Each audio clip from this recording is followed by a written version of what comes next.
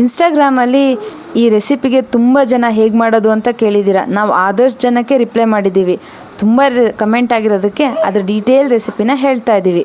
ಇದು ಹೇಗೆ ಮಾಡೋದಪ್ಪ ಅಂತಂದರೆ, ದೋಸೆ ಮಾಡೋ ಅಕ್ಕಿನ ಕ್ಲೀನಾಗಿ ವಾಶ್ ಮಾಡಿಕೊಂಡು ಗಟ್ಟಿಗೆ ಬಟ್ಟೆ ಹಾಕಿ ಕಟ್ಟಿ 3 ದಿನ ಅದನ್ನ ಒಂದೇ ನೀರಲ್ಲಿ ನೆನೆಯೋಕ್ಕೆ ಬಿಡಬೇಕು. ಅದು 3 ದಿನ ಆದಮೇಲೆ ಅದನ್ನ ಕ್ಲೀನಾಗಿ ತೆಗೆದು ಅದು ಒಂಚೂರು ಏನಾಗ್ತಾರೆ ಪುಡಿ ಪುಡಿ ಆಗೋಗಿರ್ಬೇಕು ಅಕ್ಕಿ. ಆವಾಗ ಗೊತ್ತಾಗುತ್ತೆ ಅದು ನೆಂದಿದೆ ಅಂತ ಹೇಳಿಬಿಟ್ಟು. ಅದನ್ನ ನಾವು ತೋರಿಸ್ತೀವಿ ನೋಡಿ. ಕ್ಲೀನಾಗಿ ಒಂದು ಸ್ವಲ್ಪ ಪುಡಿ ಪುಡಿ ಥರ ಇರಬೇಕು, ನಿಮಗೆ ಗೊತ್ತಾಗುತ್ತೆ ಆ ಫೀಲು.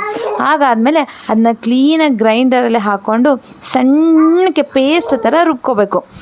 ಮೇನ್ ಇದಕ್ಕೆ ಬೇಕಾಗಿರೋಂಥ ಮಸಾಲೆಗಳು ಏನಪ್ಪ ಅಂತಂದರೆ ಕರಿಬೇವು, ಕೊತ್ತಂಬರಿ, ಜೀರಿಗೆ ಪುಡಿ, ಖಾರದ ಪುಡಿ, ಧನಿಯಾ ಪೌಡರು, ಅದಾದಮೇಲೆ ಉಪ್ಪು. ಇದಿಷ್ಟನ್ನ ಗ್ರೈಂಡರಲ್ಲಿ ಹಾಕ್ಕೊಂಡು ಇದನ್ನು ತುಂಬ ಸಣ್ಣಕ್ಕೆ ಪೇಸ್ಟ್ ಮಾಡ್ಕೋಬೇಕು. ಅದಾದಮೇಲೆ ನಾವು ಕಲಸಿಟ್ಟಿರ್ತೀವಲ್ಲ ಹಿಟ್ಟನ್ನ, ಅದನ್ನ 4 ಅವರ್ ಬಿಡಬೇಕು ಹಾಗೆ ಕ್ಲೀನಾಗಿ ಒಂದು ಸ್ವಲ್ಪ ನೆನ್ಕೊಳ್ಳಿ ಅಂತ. ಅದಾದಮೇಲೆ ಆ ಹಿಟ್ಟಿಗೆ ಇದನ್ನ ಮಿಕ್ಸ್ ಮಾಡಿಕೊಂಡು ಒಂದು ತಟ್ಟೆ ಒಳಗಡೆ ದೋಸೆ ಥರ ಹುಯ್ಕೊಂಡು, ನಾವು ಇನ್ಸ್ಟಾದಲ್ಲಿ ರೀಲಲ್ಲಿ ಹಾಕಿದ್ವಲ್ಲ ಆ ಥರ ಒಂದು ಪಾತ್ರೆ ಒಳಗಡೆ ಇಟ್ಕೊಂಡಾದರೂ ಬೇಯಿಸ್ಕೋಬೋದು. ನಾವಿಲ್ಲಿ ಇದಕ್ಕೆ ಅದರದ್ದೇ ಒಂದು ಹಪ್ಪಳದ ಸೆಟ್ ಇದೆ, ಅದು ಮಾಡಿಕೊಂಡು ಬೇಯಿಸ್ಕೊಂಡು ತಿಂತೀವಿ. ಇದಕ್ಕೆ ಈರುಳ್ಳಿ ಎಲ್ಲ ಹಾಕ್ಕೊಂಡು ತಿಂದರೆ ಇದನ್ನ ಹಾಗೆ ಹಸಿ ಹಸಿಯಾಗಿ ತಿನ್ಕೋಬೋದು. ಇಲ್ಲ ಅಂತಂದರೆ ಈ ಪ್ಲೇನ್ ಆಗಿರೋ ಹಪ್ಪಳನ ಬಿಸಿಲಿಗೆ ಒಣಗಿಸ್ಕೊಂಡು ಸುಟ್ಕೊಂಡು ಅಥವಾ ಕರ್ದ್ಕೊಂಡು ತಿನ್ಬೋದು. ಸಖತ್ ಟೇಸ್ಟಿಯಾಗಿರುತ್ತೆ. ನಾನಿಲ್ಲಿ ತೋರಿಸ್ತಾ ಇರೋದೇನೆಂದರೆ, ನಮ್ಮ ಕಡೆ ಎಲ್ಲ ತುಂಬ ಜಾಸ್ತಿ ಮಾಡ್ತೀವಿ ಮಲೆನಾಡು ಸೈಡಲ್ಲಿ. ಸೊ ನಮಗೆ ಇದು ಹಪ್ಪಳದ ಸ್ಟ್ಯಾಂಡೇ ಸಿಗುತ್ತೆ. ಈ ಹಪ್ಪಳ ಸ್ಟ್ಯಾಂಡಲ್ಲಿ ನಾವು ಎಲ್ಲನೂ ಒಂದೇ ಸತಿ ಹಾಕ್ಕೊಂಡು ಈ ಥರ ಎಲ್ಲ ತಟ್ಟೆನ ಹಾಕಿ ಬೇಯಿಸ್ಕೊತೀವಿ. ಈ ಕಲರ್ ಬಂದಿರಬೇಕು ಅದು ಬೆಂದ ಮೇಲೆ.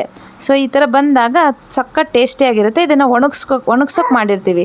ಈ ಈರುಳ್ಳಿ ಎಲ್ಲ ಹಾಕಿರೋದನ್ನು ಹಾಗೆ ಅದಕ್ಕೆ ಎಣ್ಣೆ ಹಚ್ಕೊಂಡು ತಿಂದರೆ ಸೂಪರಾಗಿರುತ್ತೆ. ಟೀ ಜೊತೆ ಸ್ನ್ಯಾಕ್ಸ್ ಆಗಿ ಟೇಸ್ಟಿಯಾಗಿರುತ್ತೆ. ಇದು ನಮ್ಮ ಮಲೆನಾಡು ಸೈಡ್ನ ಫೇವ್ರೆಟ್ ಹಪ್ಪಳ. ಇದು ಯಾರನ್ನಾದರೂ ಕೇಳಿ ಹೇಳ್ತಾರೆ ಹೇಗೆ ಆ ಮಸಾಲೆ ರುಬ್ಕೊಂಡಿದ್ದೀವಲ್ಲ, ಅದ್ರಲ್ಲಿ ಬೆಳ್ಳುಳ್ಳಿ ಅಂತ ಹೇಳೋದೊಂದು ಮಿಸ್ ಆಗಿದೆ. ಅದನ್ನೊಂದು ಹಾಕ್ಕೊಂಡು ಮಿಕ್ಸಿ ಮಾಡ್ಕೊಳ್ಳಿ. ಬೆಳ್ಳುಳ್ಳಿ ಎಷ್ಟಾದರೂ ಹಾಕ್ಕೋಬೋದು, ಟೇಸ್ಟ್ ಚೆನ್ನಾಗಿರುತ್ತೆ. ಏನು ಮಾಡ್ಕೊಳ್ಳಿ, ಎಂಜಾಯ್ ಮಾಡಿ. Thoughts like breezes whisper